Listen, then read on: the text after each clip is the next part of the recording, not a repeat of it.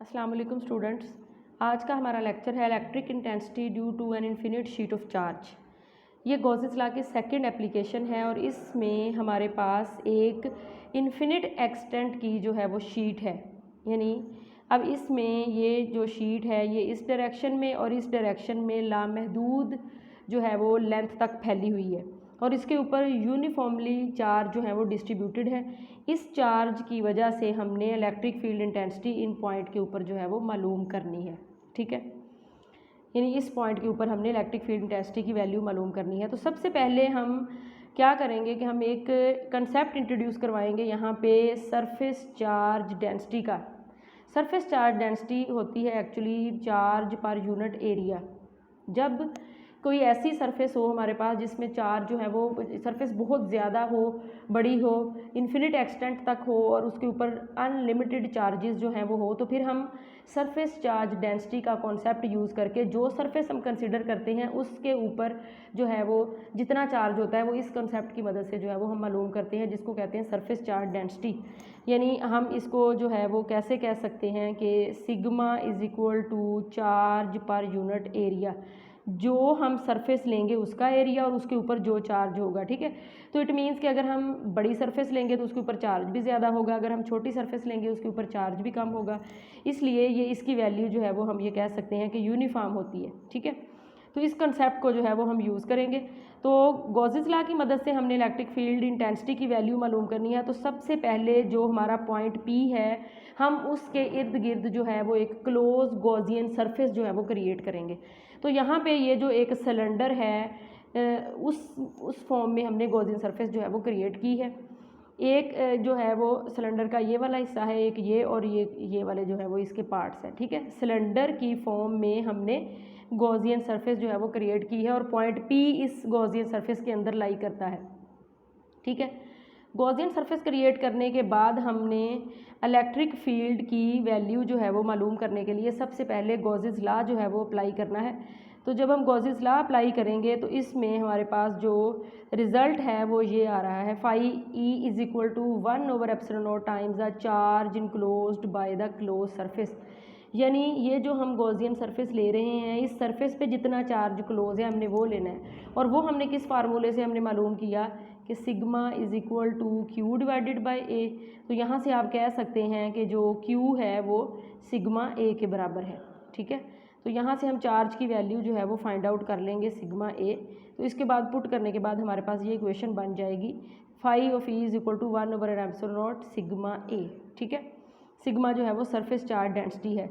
उसके बाद हमने जब इलेक्ट्रिक फ्लक्स की वैल्यू मालूम करनी है with respect to the formula, तो फाई होता है हमारे पास ई डॉट ए, ये इलेक्ट्रिक फील्ड इंटेंसिटी की, और ये जो है वो एरिया, यानी ये उस सरफेस में से हमने फ्लक्स जो है वो फाइंड आउट करना है। कौन सी सरफेस? जो सरफेस हमने क्रिएट की हुई है उस सरफेस में अगर आप गौर करें तो ये वाले पॉइंट पे भी और ये वाला जो पॉइंट है इन दोनों पॉइंट पे इलेक्ट्रिक फील्ड इंटेंसिटी और एरिया के दरमियान जो एंगल बनेगा वो 90 का बनेगा, क्योंकि एरिया वेक्टर इस डायरेक्शन में होगा और इलेक्ट्रिक फील्ड इंटेंसिटी जो है वो इस डायरेक्शन में होगी।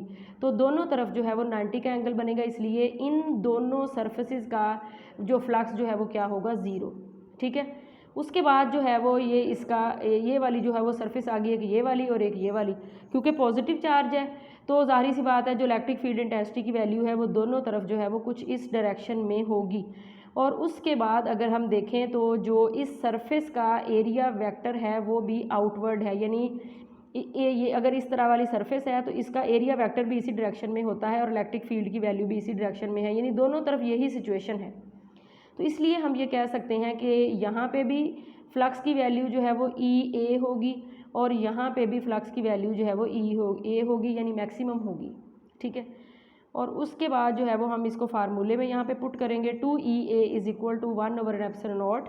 ये फाई की वैल्यू हमने निकाली है गॉसेस लॉ से, और ये जो फाई की वैल्यू है यानी एक फाई 1 हो गया, एक फाई 2 हो गया, तो टोटल जो है वो हम इनको जब ऐड करेंगे तो ये हमारे पास आ जाएगा 2EA और यहाँ पे हम पुट कर देंगे। ठीक है, नेक्स्ट जो है वो यहाँ से हम E की वैल्यू इजीली कैलकुलेट कर सकते हैं, जो कि आई है सिग्मा डिवाइडेड बाय 2ε0, और यहाँ पे आर जो है ये एक पोजीशन वेक्टर है, क्योंकि ई जो है वो एक वेक्टर क्वांटिटी है, तो आर पोजीशन वेक्टर उसकी डायरेक्शन को शो करता है कि डायरेक्शन क्या है, और इसकी डायरेक्शन क्या होगी, directed away from the sheet, directed away from the sheet. ये जो है वो इलेक्ट्रिक फील्ड इंटेंसिटी की डायरेक्शन होगी जिस पॉइंट पे हम मालूम करना चाहते हैं उस पॉइंट के ऊपर, ठीक है।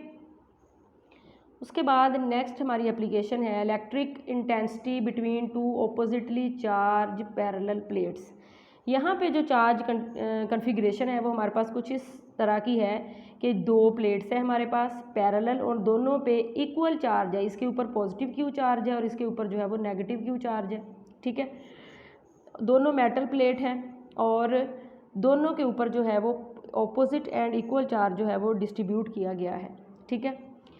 और इन दोनों के दरमियान जो है वो यहाँ पर कुछ नहीं है, यानी आप ये कह सकते हैं कि ये वैक्यूम है, और दोनों के दरमियान जो है वो इलेक्ट्रिक फील्ड सेटअप है। यहाँ पे ये वाला पॉइंट P जो है वो इस पॉइंट P पे इन दोनों की वजह से इलेक्ट्रिक फील्ड इंटेंसिटी की वैल्यू जो है वो हमने मालूम करनी है।